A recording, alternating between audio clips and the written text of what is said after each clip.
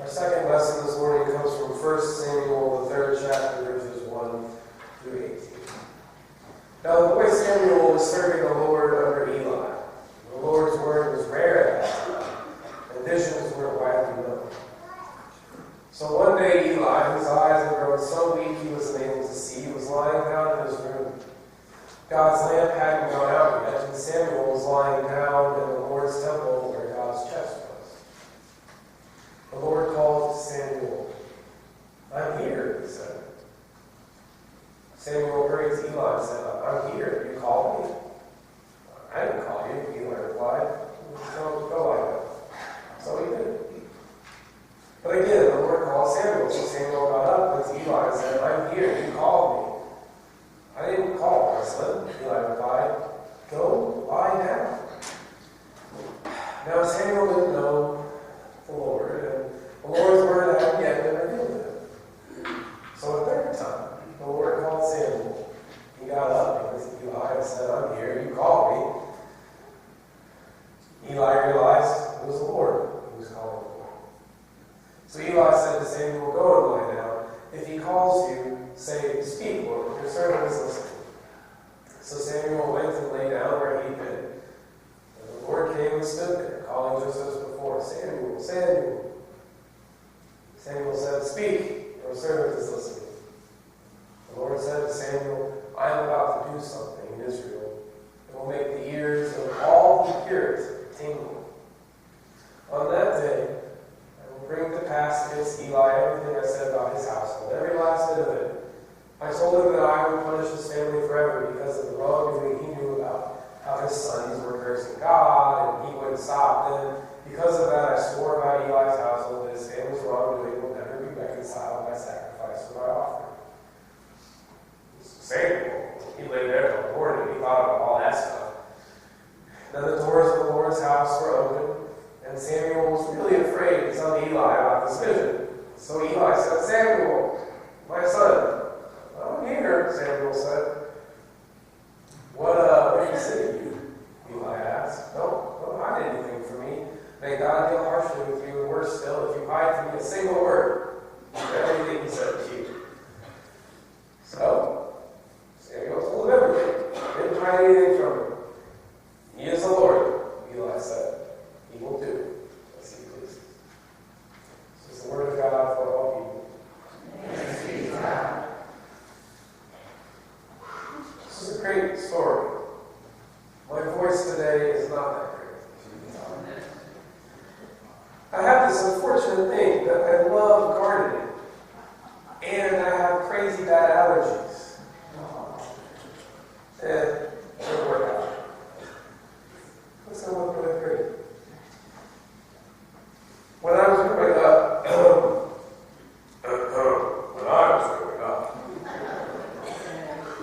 I remember my little brother learning to talk. And it's kind of in that age bracket where I'm 4.5 years older than him, so I registered certain things, didn't register other things. But I remember when he was learning to talk, and we had gone to my mother's cousin's wedding, which sounds like something from Ferris Bueller, but just go with it. And so we were at this wedding. My brother was about 2.5. No, I think 1.5 to 2, similar to like Laura's age, and he was learning certain words. And one of the things that he was learning was the word phone. And so there we were here in this beautiful church in the middle of this wedding, and this is back in the day for, well, there's a few young people here like myself. This is back in the day before cell phones, right? We plugged the phone into the wall. Yeah, if you had a lamp, you could only go so far. Right? Unless you got the extendable cord, then you had a little bit more range in your house to hide from your parents. Anyway, someone had forgotten to unplug the phone. So in the middle of the wedding, the phone in the back of there was like a kitchen off the back. They had to unplug the phone starts ringing. And my little brother, very loudly and very proudly, yells, "Phone!" Right in the middle of prayer. And I thought my mother was going to fall onto the floor and then slide all the way out of the church, which was so embarrassing. sometimes God calls and we don't hear the call of God. And sometimes God calls somebody else and they don't hear it, but we do.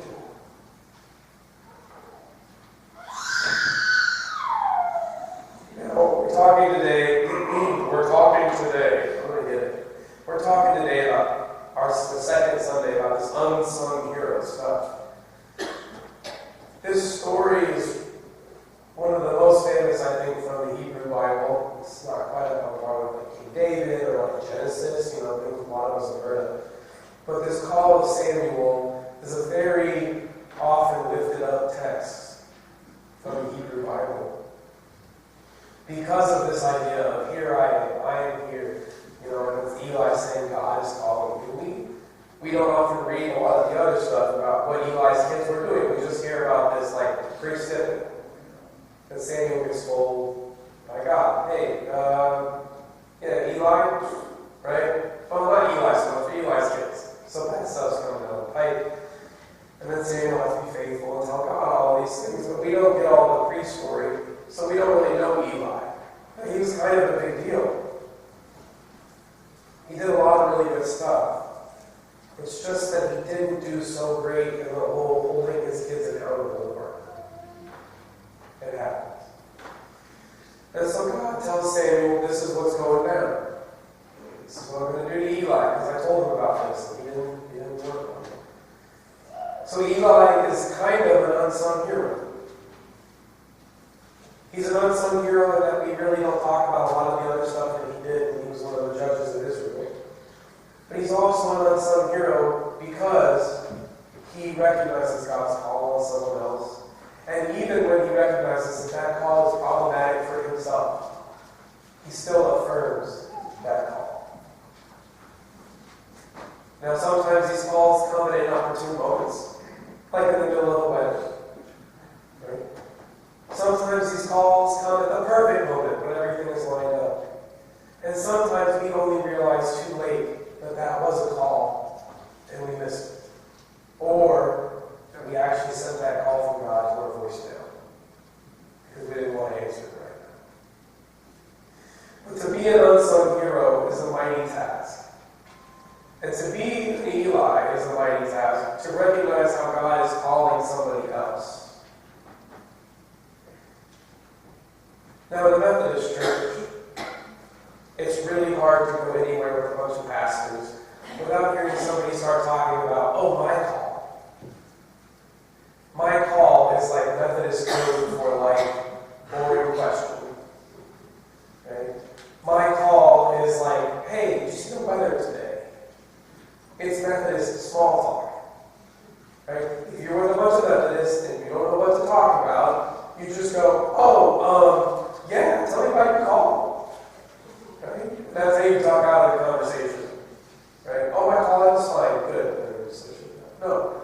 That's Methodist call talk is our small talk. Right? Small talk, call talk. Which is funny because our call is a really big deal. Now, all of us have been called by God in some way. But what's fascinating is that all of us are called by God, but we don't always realize that God is calling us. And so we have this example. We have Samuel. He is young. He doesn't even know. He's still learning. But he's serving under Eli. He's keeping watch in the temple. And he hears something. He goes, that must be Eli calling me. So he runs over and he's like, yo, Eli, I'm here. And Eli's like, why did you wake me up? It's like 2 in the morning. I didn't call for you. Trust me. I was sleeping. Go back to bed. But God is persistent. And so God calls again. And Samuel is persistent. And so he goes back to Eli and thinks this has got to be some kind of test. God is playing a test upon me. Right? I am persistent in that I'm going to keep preaching this sermon even though I sound terrible. Because the word is not about how my voice sounds, but it's about what God is saying through me. That's what we're working on today. Right? I mean, squeaks are annoying. I should be on Saved by the Bell, but we'll get there. So, Samuel is also persistent. He goes back to Eli. He says, this must be a joke. so Samuel goes back to bed, and he's laying there, and then God calls again, and Samuel's like, I'm here. Who is talking to me? So he runs back to Eli. And Eli's, I don't really know if Eli actually went back to bed. This is my conspiracy theory. Eli isn't sleeping because he's tired of being woken up by Samuel, so he's actually praying. And that's why he knows it's God calling Eli, or God calling Samuel. He's already talking to God, and God's like, it's just me. And so Samuel runs back over to Eli, and Eli says, it's not me, it must be God. I remember coming home from college, and my pastor at the time asking me, hey, how's college going?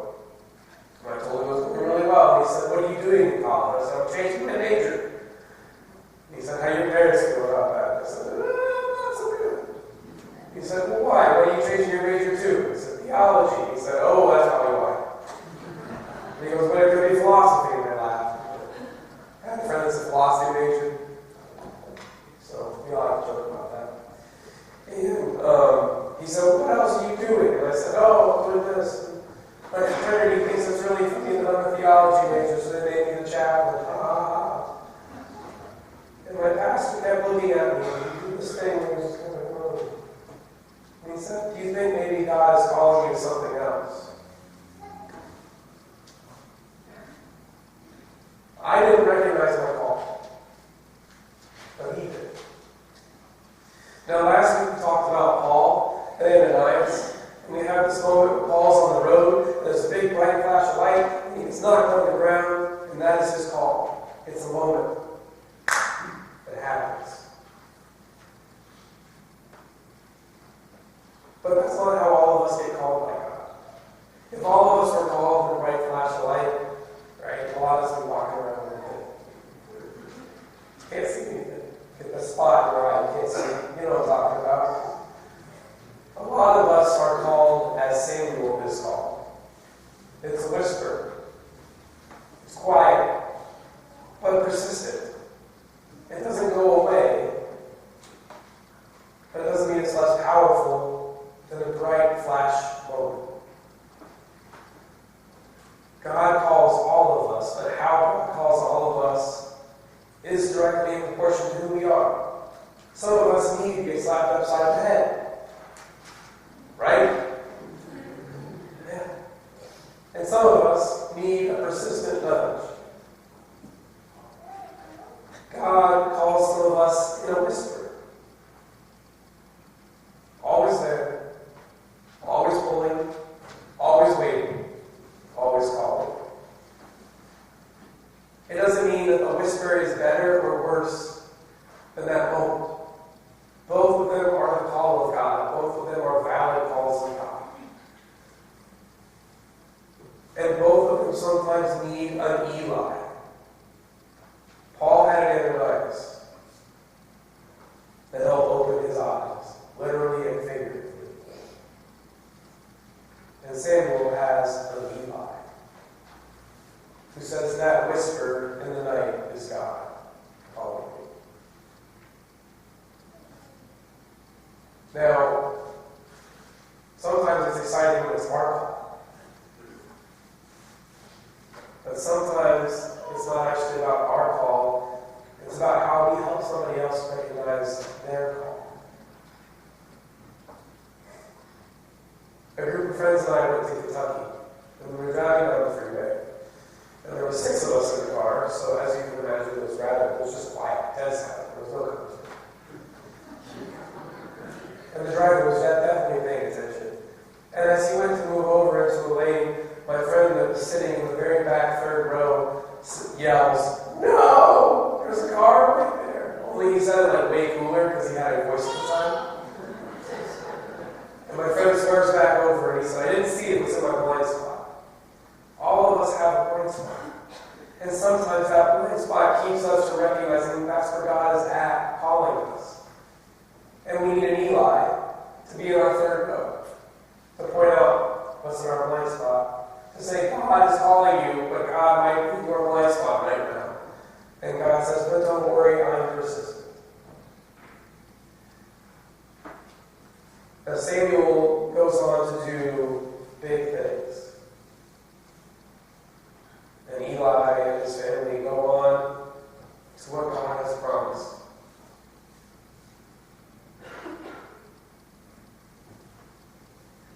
that Eli knows that God has called Samuel. And Eli knows that that might not be what's the best for him. And it might not be the best for Samuel, to be honest. But he knows that it's what God has called Samuel to. And he knows that that is how God is at work in the world. And so he says, tell me everything. And then he affirms Samuel's call. So to be an unsung hero means pointing out to somebody how God is at work in their lives. It means helping someone see their blind spot and revealing to them how God is at work in their life. To be an unsung hero, to be an Eli, means that it might not be as beneficial for you in the moment to point out God's call to that person, but it is the right thing to do. No, my parents weren't super stoked when my pastor said, maybe you're being called by God. My mom was like, no, you're supposed to be a pharmacist. But my pastor knew that that's where God was calling me to be. God is calling all of us. God calls each and every one of us as God sees fit and as we need, whether it's persistence or a big old slap upside the head on NCIS.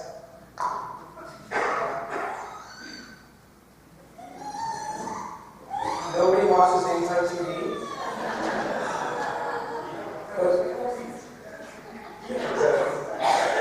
God calls us as we need, but God also places us in other people's lives to be their Eli.